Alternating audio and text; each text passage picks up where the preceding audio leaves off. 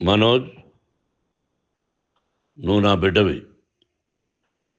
లక్ష్మీ ప్రసన్న, విష్ణువర్ధన్ బాబు, మనోజ్ కుమార్. నిన్ను ఎలా పెంచానురా నేను? అందరికంటే నిన్నే గారాబంగా పెంచానురా. నీకే ఎక్కువ ఖర్చు పెట్టి చదివించాలని ప్రయత్నం చేశానురా. నువ్వు ఏది అడిగినా నేను నీకు ఇచ్చానురా. కానీ ఈ రోజున నువ్వు చేస్తున్న పని బిడ్డల గుండెల మీద తంతారంటారే, అలా తన్నేవరా. మనసు ఆవేదనతో కింగిపోతుందిరా. నేను మీ అమ్మ ఏడ్చుకుంటున్నావురా. జర్నలిజం ఉన్నది లేనిది, లేనిది ఉన్నట్టు రాస్తున్నారా. నువ్వు నన్ను కొట్టడం ఏంట్రా? నా బిడ్డ నన్ను తాకలా. ఇద్దరం ఘర్షణ పడ్డాం కొన్ని కారణాల వల్ల. ప్రతి ఫ్యామిలీలోనూ ఉంటాయిరా ఇవి. లేనివాడు ఎవరైనా ఉంటే ప్రపంచంలో ఒకరున్నారేమో, 1% ఉంటుందేమో. అటువంటి వాళ్ళ ఇంటికి వెళ్ళి కాళ్ళు గడిగి నిద్ర పూసుకోవచ్చు. భారత భాగవత రామాయణాలు చూశావు కదరా. ఏమిటిది? మీ అమ్మాయి ఎంత కుమిలిపోతుంది ఈ రోజున హాస్పిటల్ చేరింది. నీ వల్ల హాస్పిటల్ చేరింతాను. చూడు మనోజ్, నీకు అన్నీ ఇచ్చినా ఈ రోజున నువ్వు నా గుండెల మీద తనడమే కాకుండా అపకీర్తి తీసుకొచ్చావు. ఏదేదో రాశావు, ఏదేదో చెప్తున్నావు. కొంతమంది జర్నలిస్టులు ఉన్నది లేనిది, లేనిది ఉన్నట్టు రాసేవాళ్ళ తత్వం వాళ్ళకి. ఎందుకంటే టీఆర్పీ పెరగాలి. ఇది వాళ్ళ నైజం. మనం మార్చలేము. వాళ్ళందరి మీద మన కోర్టుకు వెళ్ళలేము. వాక్ స్వాతంత్రం అంటారు, ప్రజాస్వామ్యం అంటారు. ప్రజాస్వామ్యంలో కూడా కొన్ని హద్దులు ఉన్నాయి. ఇది నీకు తెలుసు అనుకున్నా. ఎంత మంచి నటుడివి నువ్వు. నీ భార్య మాటలు విని తాగుడికి అలవాటు పడిపోయావు. వింటున్నావా మనోజ్? ఎవరిని నమ్మాలో ఎవరిని నమ్మకూడదో పరిస్థితి తీసుకొచ్చావు. విద్యాలయాలు ఎంత గొప్పవిరా. మనం 25% కులమతాలకు అతీతంగా ఫ్రీ ఎడ్యుకేషన్ ఇస్తున్నాంరా. క్యాస్ట్ అనేది తీసేశానురా 92లో ప్రాస్పెక్ట్స్లో. నువ్వు చదువుకున్నావురా. అక్కడ చదువుకున్న బిడ్డలు ఐఏఎస్, ఐపీఎస్ అయ్యారురా. ఎంతోమంది గొప్పవాళ్ళు అయ్యారురా. నువ్వు నటుడుగా ఎంతో గొప్పవాడివి. తాగుడికి అలవాడబడి నువ్వు నీ భార్య ఇంట్లో బిహేవ్ చేస్తున్న విధానం ఆ భగవంతుడు సర్వేశ్వరుడు తెలుసు. భగవంతుడు చూస్తున్నాడు రా. నేను తప్పు చేసినా, నువ్వు తప్పు చేసినా, ఎవరు తప్పు చేసినా. ఎంత అవకాశం ఇచ్చావు మాట్లాడుకునేదానికి అందరికీ. ఇన్ని సంవత్సరాల్లో మన విద్యాలయాల్లో ఒక్క తల్లి కానీ ఒక తండ్రి కానీ ఏమైనా చెప్పారా? ఆ బిడ్డలు మన బిడ్డలు రా. మీరెంతో నాకు అక్కడ ఉన్నవాడు కూడా నా కూతుర్లు, నా కుమారులు. ఎంతమందికి ఫ్రీ ఎడ్యుకేషన్ ఇస్తున్నావు. వాడి దగ్గర ఏది ఆశించరా. నువ్వు ఎందుకు ఇలా తయారైపోయావు? ఎందుకు ఇంట్లో ఉండే పనివాళ్ళు అందరినీ కొడుతున్నావు? వాడు పని చేసుకునేదానికి మన ఇంటికి వచ్చాడు రా. ఆ పనివాడిని కొట్టడం చాలా మహాపాపంరా. నేను వేరురా. నేను దండించడం వేరురా. నేను ఎవరిని ఆ చిన్న వాళ్ళని కొట్టి ఇచ్చేసి చేయలేదురా. సినిమా ఇండస్ట్రీలో మోహన్ బాబు కొడతాడు, తిడతాడు అంటే అది షూటింగ్లో జరిగి ఉండొచ్చేమో. కానీ ఇంట్లో ఉండి 10 సంవత్సరాల నుంచి 20 సంవత్సరాల నుంచి పనివాళ్ళు ఉన్నారు. నేను ఇంట్లో లేని సమయంలో వాళ్ళందరినీ కొట్టి వాళ్ళ ఫోన్ లాక్కొని ఒకడైతే చచ్చిపోవాలి. వాడు పోలీస్ కంప్లైంట్ ఇచ్చి ఉండొచ్చు. నేను వద్దు అని వాడిని బతిమాలాడు పోలీస్ కంప్లైంట్ కూడా ఇవ్వలా. ఇంకైనా నువ్వు నీ భార్య మారి బయట ఉండండి రా అన్నాను నేను. లేదు డాడీ, తప్పు చేయనని ఒకసారి వచ్చావు, మళ్ళీ తప్పు చేశావు, మళ్ళీ వెళ్ళావు, మళ్ళీ ఈసారి తప్పు చేయనన్నావు. ఏమండి వీడు తప్పు చేయడం అని మీ అమ్మ చెప్పింది. ఇంట్లో పెట్టుకున్నా. మళ్ళీ నువ్వు చేస్తున్నది, ప్రతిరోజు నువ్వు తాగుతున్న విధానం నీకే తెలుసు. ఇది ప్రజలు నమ్ముతారా లేదా అనవసరం నాకు. నేను నీకు చెప్తున్నా, ఇంతటితో పులి స్టాప్ పెట్టాలి. 3 రోజుల నుంచి రకరకాలుగా రాస్తున్నప్పుడు నా మనసు ఆవేదనతో ఉంది. మళ్ళీ చెప్తున్నా, Mohan Babu university is greater than temples. Greater than temples.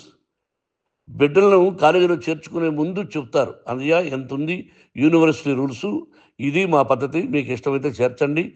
Government బిడ్డలని government ఏమిస్తుందో ఇంత పర్సంటేజీ వాళ్ళకు కూడా మీ దగ్గర ఎందుకు డబ్బు తీసుకుంటున్నామంటే దానికి అర్థం పరమార్థం చెప్పాము. దొంగతనంగా తీసుకోలేదు. ప్రతిదానికి చెక్కులు ఉన్నాయి, అది అకౌంట్ ఉంది. దానిలో తప్పులు జరిగితే డిపార్ట్మెంట్ ఉంది. కాలేజీలో ఇంకేమైనా తప్పు జరిగితే గవర్నమెంట్ ఉంది. ఇవన్నీ నీకు తెలుసు. ఈ రోజున ప్రపంచంలోనే నెంబర్ 1గా చేయాలని మీ అన్న కష్టపడి ఇతర దేశాల్లో నెంబర్ 1 యూనివర్సిటీ టైఅప్ చేశాడు. ఈ రోజు నువ్వు చేసిన విధానం ఏమిటి? నువ్వే ఒకప్పుడు నాకు ఇవి ఏమొద్దు, నేను యాక్టింగ్ అన్నావు. ఈ రోజున ఏం చేస్తున్నావు? విద్యాలయాల మీద పడ్డావు. తల్లిదండ్రులు చాలా గొప్పవాళ్ళరా. కొంతమందికి డబ్బు కట్టలేకపోవచ్చు, కట్టని వాళ్ళకు కొంత సహాయం చేసాం. అంతా సహాయం చేయలేము. బ్యాంకుల్లో డబ్బు కట్టాలి, లెక్చరర్స్కి డబ్బులు ఇవ్వాలి, యూనివర్సిటీ బ్రహ్మాండంగా నడపాలంటే మంచి లెక్చరర్స్ కావాలి. ఇవన్నీ తెలిసి చేస్తున్నావురా 32, 33 సంవత్సరాల నుంచి. అది పక్కన పెడితే అందరినీ కొట్టడానికి వస్తావు. మీ అన్నం తిడతావు. ఒక వ్యక్తి వినయ్ గారనే ఆయన వ్యక్తి హెల్ప్ చేయడానికి వస్తే ఆ వినయ్ ఎవరు లజ్జాగుడికి చంపేస్తాను వాడు అన్నావు. ఇవన్నీ ఎంత తప్పురా? అంటే మీ నాన్నగారికి ఎవరు సహాయం చేయడానికి వస్తే వాళ్ళందరినీ లజ్జాగుడుకులు అంటావు, చంపేస్తానంటావు. మీ అన్నను చంపేస్తానన్నావు. చంపరా చూద్దాం మీ అన్న. నేనే అన్నా. తాగరా నీ ధైర్యం ఉంటే అన్నా. ఎంతమందిని చంపాలనుకుంటున్నావు? ఎంతమందిని చేయాలనుకుంటున్నావు? నువ్వు ఏం సాధించాలనుకుంటున్నావు? ఆలోచించుకో. ఈ ఇంట్లోకి అడుగు పెట్టడానికి నీకు అధికారం లేదు. ఇది నా కష్టార్జితం. మా నాన్నగారు 10 రూపాయలు 10 పైసలు కూడా ఇవ్వలేదురా. మంచి జన్మనిచ్చాడు మా నాన్నగారు. మద్రాసుకు వెళ్ళి వీధుల్లో అడుగు తిన్నాను రా. ఒక పూట కూడా భోజనం లేకుండా అడుగు తిన్నాను రా. న్యాయంగా మోహన్ బాబు తిడతాడు, కొడతాడంటారు కానీ మోసగడం లేదురా.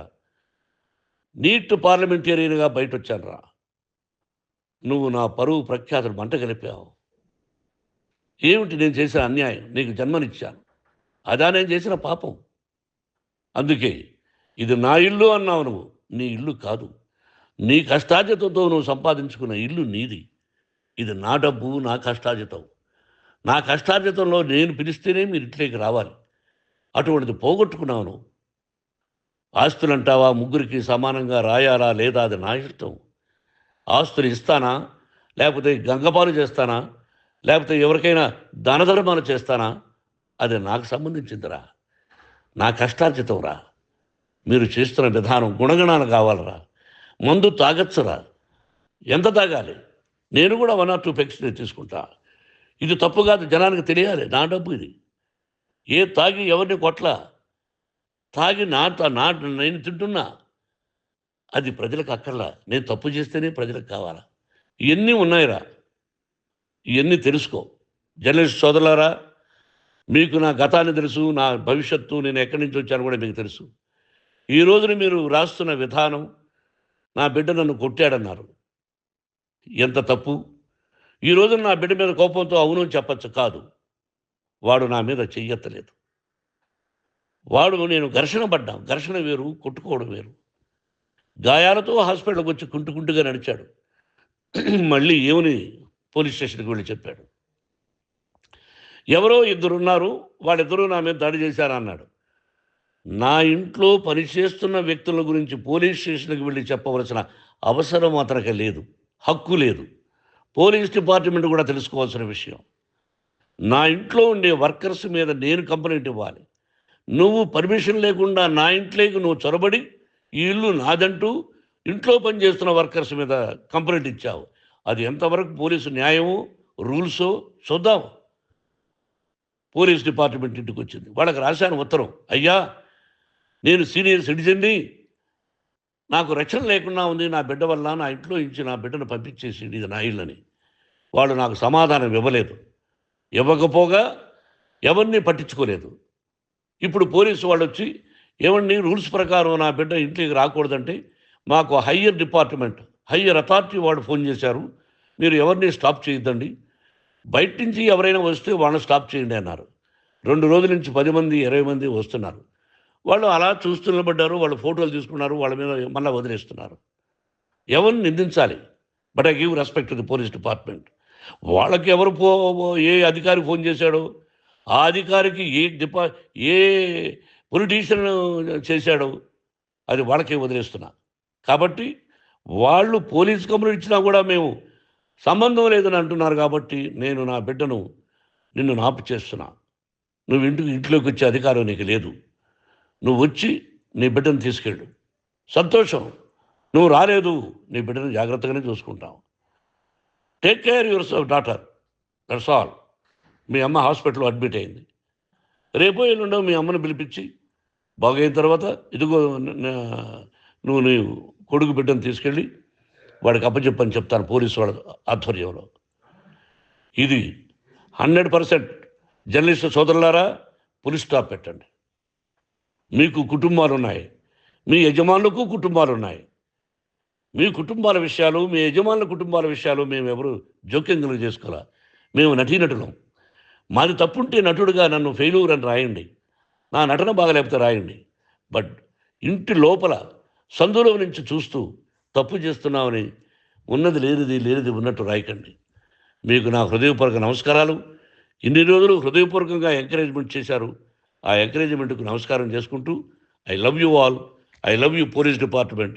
మీరు న్యాయంగా ధర్మంగా నడుచుకోండి, ఎవరికి తొత్తుల్లాగా ఉండొద్దండి అని మనవి చేసుకుంటూ నేను సెలవు తీసుకుంటాను.